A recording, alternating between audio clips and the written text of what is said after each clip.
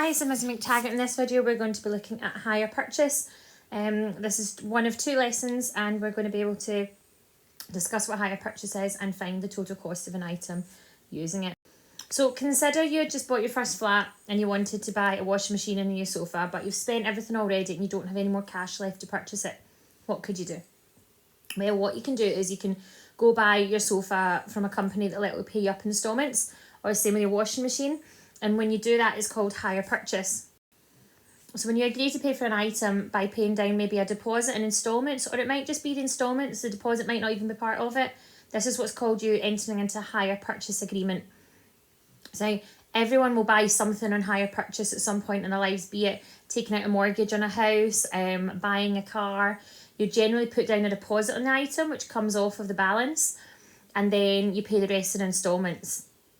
And it does have its advantages and disadvantages. Advantages would be, well, not everyone has the cash to outright go buy a house or a car or a TV or a washing machine. It could be that your washing machine breaks down and it's still 3 weeks to payday. You need to get it then and there. Like obviously you could use credit cards, but you could also do hire purchase. And advantages are it lets you pay what could be an affordable amount every single week or every single month. Disadvantages, however, is 9 times out of 10, your hire purchase price, the final amount you pay, is more than it would have been if you're paying by cash. There are companies out there that allow you to maybe buy it for the exact same price, but most of them it will be, the final balance will be a wee bit more than what you paid. So I looked up 2 examples, one of them being a car, and I found this car online. The cash price of the car is shown here as £18,998. We can buy this using a deposit of £249, and then we can pay £329.86 a month for 48 years, which is 4 years. Now, at the end of that, this means that the car so far, if you pay this deposit plus these payments, if you pay all of this, for this car, you will have paid £16,082. Now, at the end of those 4 years, you have the choice of returning the car, or you have a final payment of £9,180. So if you return the car, that's it gone, right? You don't have anything to show for your £16,000. You've essentially been renting the car. Well, if you make that final payment, the car is yours and you now own it outright. And the total price that you'll have paid for this car is £25,262.28. So it's roughly £6,500 to £7,000 more than what you've been able to pay for it outright. But this is what people do, because people can afford maybe the £329 a month, but we can't afford £19,000 to pay outright for the car. Okay. Now it might be that you want to change the car within that 48 months, then you'll be even more out of pocket, etc. But that's how car leasing works. Second one I found was for a washing machine. This is a very popular electrical shop. You can buy this Samsung washing machine for £399. But say you couldn't, you could enter into this where you're paying £16.17 a month for 36 months. So for 3 years you'll be paying £16 a month, this sort of washing machine.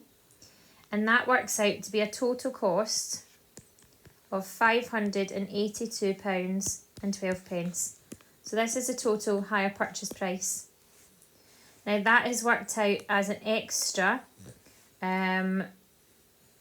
how many pounds is that extra? You've paid an extra £183.12. So that extra money you've paid is almost half of what the value of the washing machine was before. Now that's not brilliant, is it? Because what happens, that washing machine might pack in after 3 years and you're at the same state again, you need to go buy another one. So our £400 washing machine there has become almost a £600 washing machine. So let's look at some examples I've made up. So all examples are non-calculator. Just to make things a bit easier from a teaching point of view and just to save me having to have a calculator while making the video.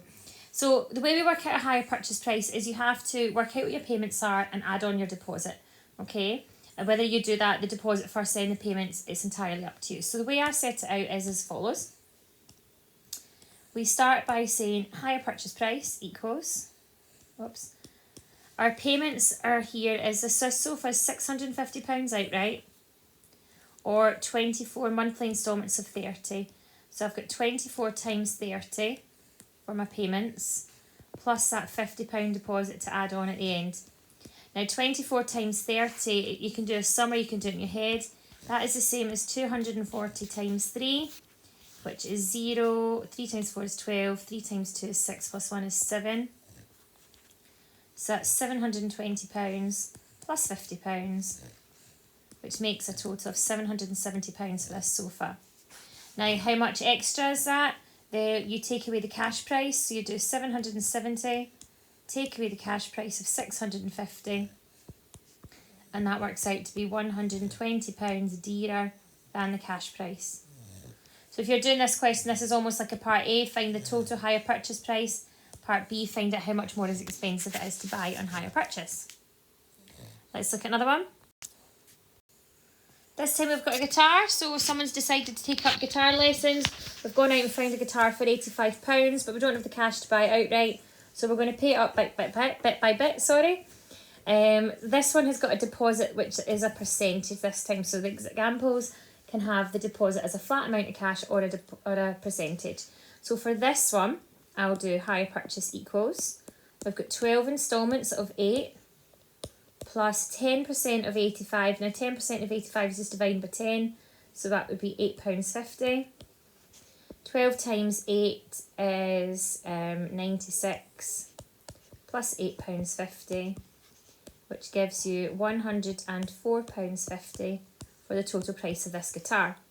Now if you do that final price, take away the cash price of 85, that means we've paid an extra £19.85 extra